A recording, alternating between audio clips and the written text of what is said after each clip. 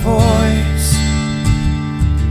Move by the light, make a choice.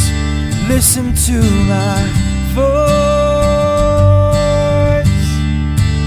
I got something to say. This is your Resolve to Read daily reading. It's August 27th, and we're reading from the book of Jeremiah. King Zedekiah, however, sent Jehukal, son of Shelemiah, with the priest Zephaniah, son of Messiah, to Jeremiah the prophet with this message: Please pray to Yahuwah our God for us.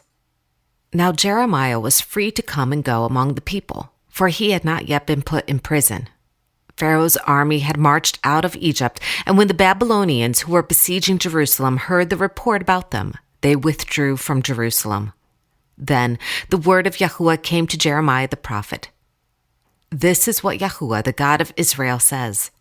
Tell the king of Judah, who sent you to inquire of me, Pharaoh's army, which has marched out to support you, will go back to its own land, to Egypt. Then the Babylonians will return and attack this city. They will capture it and burn it down. This is what Yahuwah says. Do not deceive yourselves, thinking, the Babylonians will surely leave us. They will not. Even if you were to defeat the entire Babylonian army that is attacking you, and only wounded men were left in their tents, they would come out and burn this city down. After the Babylonian army had withdrawn from Jerusalem because of Pharaoh's army, Jeremiah started to leave the city to go to the territory of Benjamin to get his share of the property among the people there. But when he reached the Benjamin gate, the captain of the guard, whose name was Arijah, son of Shelemiah, the son of Hananiah, arrested him and said, You are deserting to the Babylonians. That's not true, Jeremiah said. I am not deserting to the Babylonians. But Arijah would not listen to him. Instead, he arrested Jeremiah and brought him to the officials. They were angry with Jeremiah and had him beaten and imprisoned in the house of Jonathan the secretary, which they had made into a prison. Jeremiah was put into a vaulted cell in a dungeon, where he remained a long time. Then King Zedekiah sent for him and had him brought to the palace, where he asked him privately, Is there any word from Yahuwah? Yes, Jeremiah replied. You will be handed over to the king of Babylon. Then Jeremiah said to King Zedekiah, What crime have I committed against you or your officials or this people that you have put me in prison? Where are your prophets who prophesied to you? The king of Babylon will not attack you or this land. But now, my lord the king, please listen. Let me bring my petition before you. Do not send me back to the house of Jonathan the secretary, or I will die there.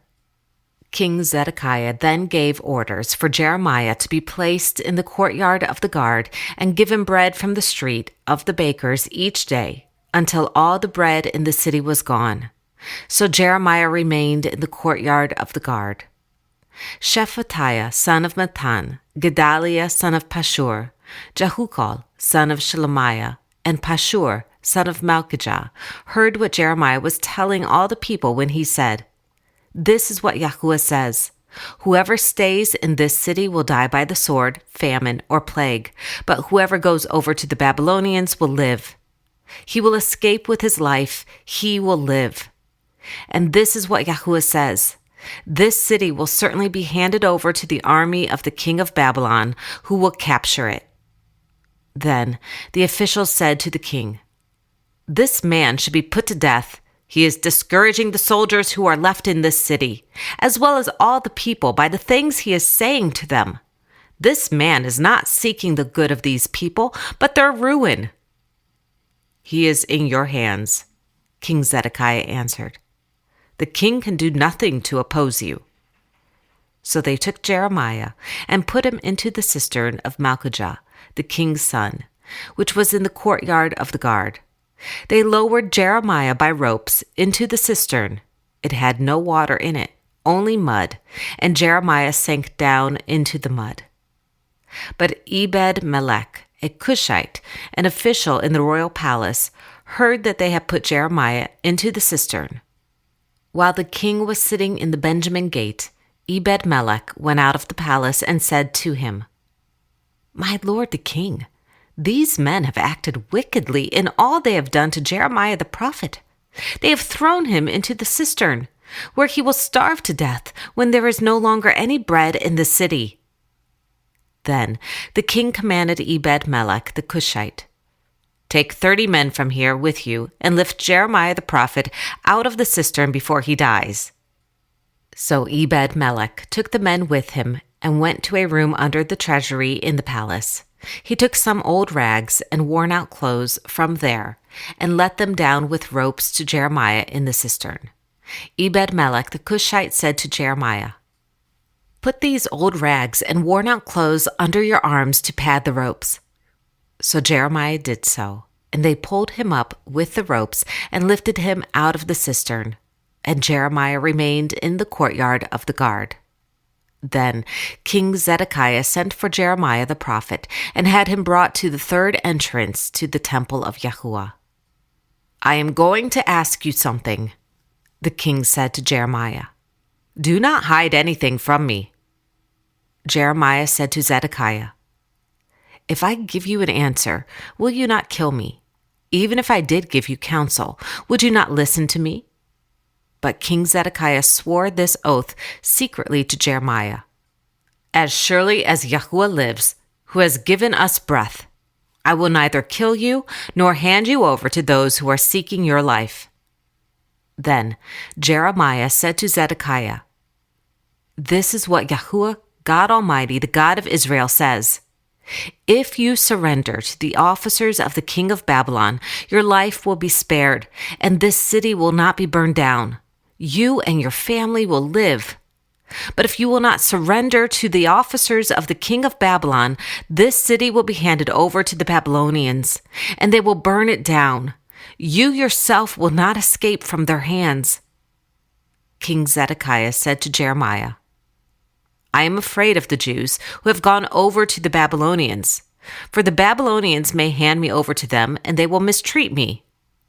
"They will not hand you over," Jeremiah replied. "Obey Yahuwah by doing what I tell you. Then it will go well with you, and your life will be spared. But if you refuse to surrender, this is what Yahuwah has revealed to me. All the women left in the palace of the king of Judah will be brought out to the officials of the king of Babylon. Those women will say to you, 'They misled you and overcame you, those trusted friends of yours. Your feet are sunk in the mud. Your friends have deserted you.' All your wives and children will be brought out to the Babylonians. You yourself will not escape from their hands, but will be captured by the king of Babylon, and this city will be burned down." Then Zedekiah said to Jeremiah, "Do not let anyone know about this conversation, or you may die. If the officials hear that I talked with you, and they come to you and say, 'Tell us what you said to the king and what the king said to you,' do not hide it from us, or we will kill you. Then tell them, 'I was pleading with the king not to send me back to Jonathan's house to die there.'" All the officials did come to Jeremiah and question him, and he told them everything the king had ordered him to say. So they said no more to him, for no one had heard his conversation with the king. And Jeremiah remained in the courtyard of the guard until the day Jerusalem was captured. This is the word of Yahuwah. Thanks be to God.